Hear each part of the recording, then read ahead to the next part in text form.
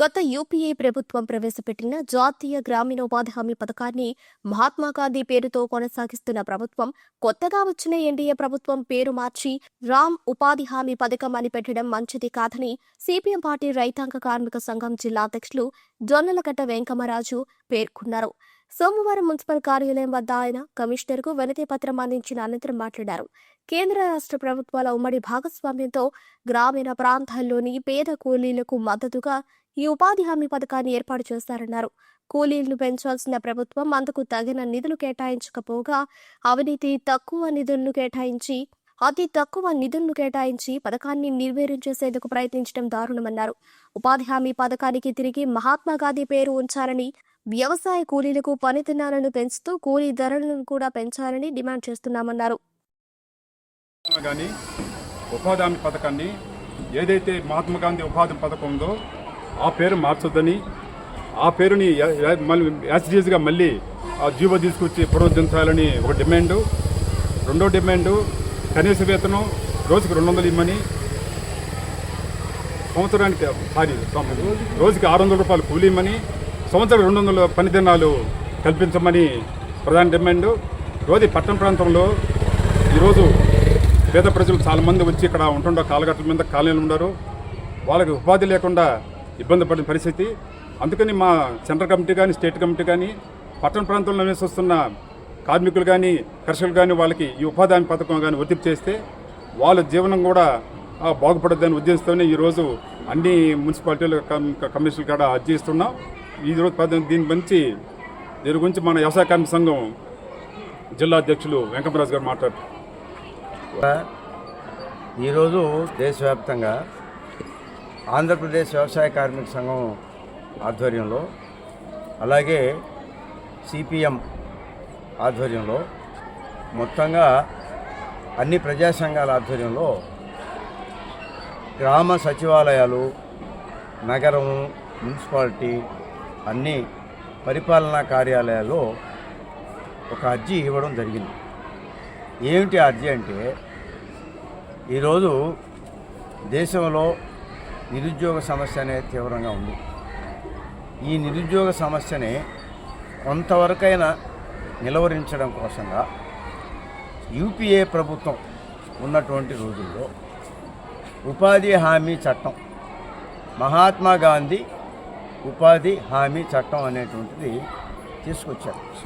దానికి ఏం పేరు పెట్టారంటే మహాత్మాగాంధీ గ్రామీణ జాతీయ ఉపాధి హామీ చట్టం అనే పేరు పెట్టి దాంట్లో 100 రోజులు పని కల్పిస్తూ పని దినానికి కనీసం ఆ రోజును బట్టి 200 రూపాయలు తక్కువ లేకుండా నిర్ణయించారు.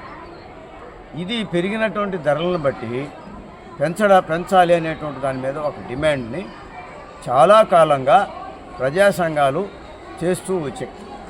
అయితే కేంద్రంలో ఉన్నటువంటి రాష్ట్రంలో ఉన్న ప్రభుత్వాలు ఏవి కూడా ఈ రోజున జాతీయ ఉపాధి హామీ చట్టాన్ని అనేటువంటి దానికి కావాల్సిన నిధుల్ని కేటాయించకుండా, ముఖ్యంగా ఎన్డీఏ ప్రభుత్వం అధికారంలోకి వచ్చిన తర్వాత దేశంలో ఈ ఉపాధి హామీ చట్టాన్ని నీరుగార్చడానికి అవసరమైనటువంటి చర్యలన్నీ కూడా తీసుకున్నారు.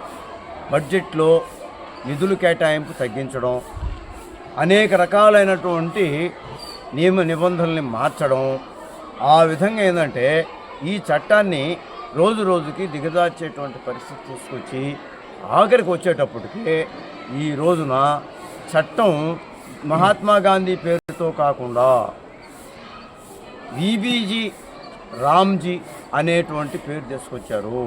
Viksit Bharat guarantee for rural agriculture labours the చట్టం అనేటువంటి పేరుతోటే తీసుకొచ్చారు. ఈ చట్టం దీనివల్ల ఉన్నటువంటి పాత చట్టానికి మొత్తాన్ని కూడా నామరూపాలు లేకుండా చేసి, గాంధీ గారి పేరు ఉన్నటువంటి దాన్ని గాంధీ గారి పేరు లేకుండా చేసేసి ఆఖరికి వచ్చేటప్పటికి రాముడు పేరుతో అనేటువంటిది. ఈ రాముడు పేరు పెట్టారే కానీ రాముడు ఉన్నటువంటి చిత్తశుద్ధి కూడా వీళ్ళకి లేదు. ఎందుకంటే రాముడు ఏం చెప్పాడంటే సర్వేజనాం సుఖినో భవంతు అని అన్నాడు.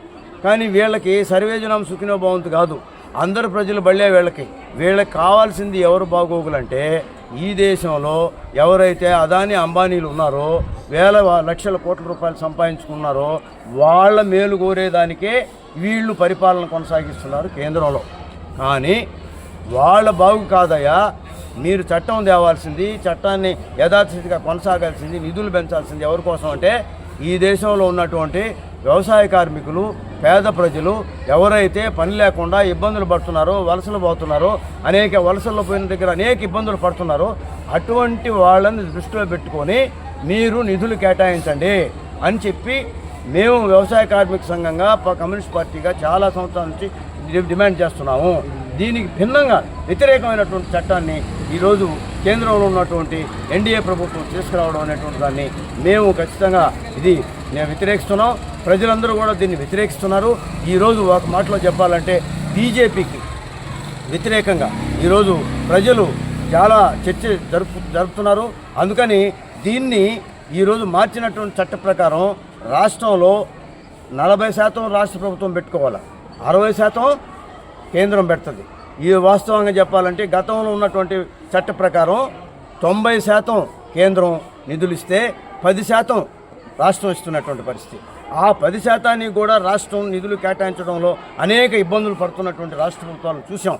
కానీ ఈరోజు 60-40 అంటే ఇది వాస్తవంగా రాష్ట్ర స్థాయిలో గ్రామాల్లో పేద ప్రజలకి ఉపాధి దొరికేదానికా, ఉపాధి పోగొట్టేదానికా, ఉన్నదాన్ని కూడా ఉన్న నాలుగు పోతే కొండ నాలుగు పోయేదానికా ఏమిటనేటువంటిది ఈరోజు ప్రజానీకం, వ్యవసాయ కార్మికులు చాలా విధంగా చర్చ జరుపుకుంటున్నారు. అందుకని మేము చెప్తున్నాము, ఈరోజు ఉన్నటువంటి దీన్ని మహాత్మా గాంధీ పేరు ఉన్నటువంటి చట్టాన్ని అట్నే కొనసాగించాలి. ఈ రామ్జీ అనేటువంటి విబి రామ్జీ అనేటువంటి దీన్ని రద్దు చేయాలి, నిధులు కేటాయించాలి. ఈరోజు ఉన్నటువంటి పరిస్థితుల్లో కేంద్రం దేశం మొత్తం మీద ఉన్నటువంటి డిమాండ్ని బట్టి ఈరోజు 3 లక్షల కోట్ల రూపాయలు కేటాయించాలి బడ్జెట్లో. కానీ ఈ రాబోయేటువంటి బడ్జెట్లో మొన్న కేటాయించినటువంటి దీంట్లో కనీసం 83,000 కోట్ల రూపాయలు కేటాయించారు. ఈ 83,000 కోట్ల రూపాయలు అనేటువంటిది ఎట్టి పరిస్థితుల్లో చాలదు. దీనికి 3 లక్షల కోట్ల రూపాయలు కేటాయించాలి. అనుకున్నటువంటి దీని ప్రకారం ఖచ్చితంగా పాత చట్టాన్ని కొనసాగించాలి. ఆ విధంగానే గ్రామ పంచాయతీలకు అధికారం ఇచ్చి ఆ విధంగా గ్రామ పంచాయతీల్లో పని నిర్ణయించేటువంటి పద్ధతిని కొనసాగించాలి. ఆ విధంగా ఈ చట్టాన్ని పునరుద్ధరించాల్సిందే తప్పితే ఈ రామ్జీ అనేటువంటి పథకాన్ని చేయడం అనేటువంటిది చాలా దేశానికి, దేశ ప్రజలకి చాలా నష్టం. వీళ్ళకి ఒక రకంగా చెప్పాలంటే దేశభక్తి అనేటువంటిది లేదు. దేశభక్తి అనేటువంటిది ఉంటే ఈ చట్టాన్ని మార్చకుండా యథాస్థితిగానే కొనసాగించేటువంటి వాళ్ళు, కానీ వాళ్ళకి దేశభక్తి అనేటువంటిది లేదు. మాటల్లో తప్పితే ఆచరణలో ఎట్టి పరిస్థితుల్లో ఎక్కడ కూడా వాళ్ళ వైపున దేశభక్తి అనేటువంటిది కనపడడం వల్ల దేశం అంటే మనుషులు కాదు, మనుషులు దేశం అంటే మట్టి కాదు అని గురజాడ అప్పారావు గారు చెప్పినట్టు ఆ విధమైనటువంటి పద్ధతులు ఆలోచించినా కూడా ఈరోజు వాళ్ళు తీసుకొచ్చినటువంటి చట్టం ప్రజా వ్యతిరేకం, దేశ వ్యతిరేకం. కాబట్టి దీన్ని మేము ఖండిస్తున్నాం. యథాస్థితిగా రామ్జీ పథకాన్ని ఎత్తేయాలి. గాంధీ మహాత్ముడి పేరుతో ఉన్నటువంటి పథకాన్ని పునరుద్ధరించాలి. నిధులు ఈ రోజు ఉన్నటువంటి డిమాండ్ని బట్టి 3 లక్షల కోట్ల రూపాయలు బడ్జెట్లో కేటాయించాలని చెప్పి మేము డిమాండ్ చేస్తున్నాం.